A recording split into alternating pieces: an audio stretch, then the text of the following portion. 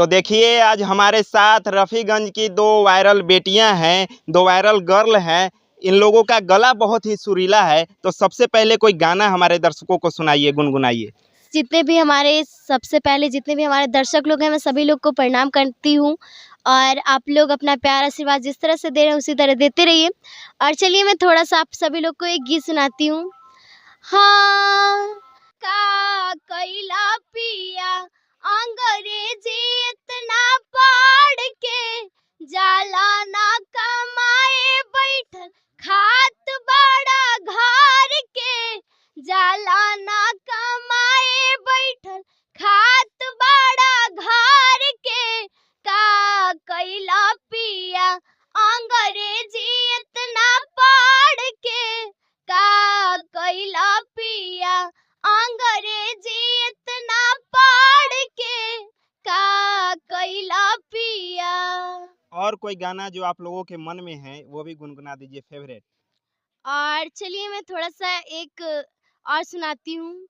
हाँ ले दाए बालमुआ एगो साड़ी बिके आइल, ले दाए बालमुआ एगो साड़ी बिके आइल, रंग बिरंग कलर दिलवा में समाइल, रंग बिरंग कलर दिलवा में समाइल, ले दाए बालमुआ एगो साड़ी बिके आइल, ले दाए बालमुआ एगो साड़ी बिके आइल।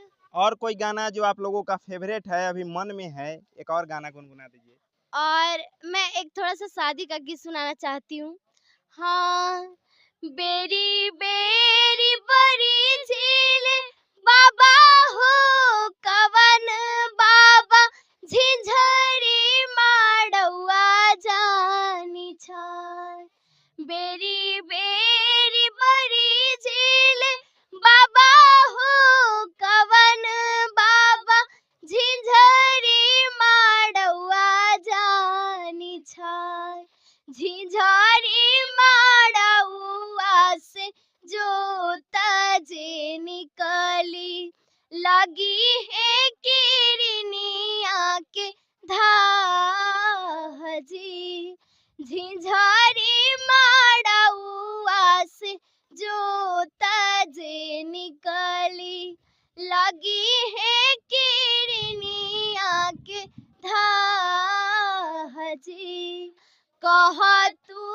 ताया हो बेटी तंबुआ तनैती, कह तू ता छात छबार, कह तू ताया हो बेटी तंबुआ तनैती, कह तू ता छात छबाई जी।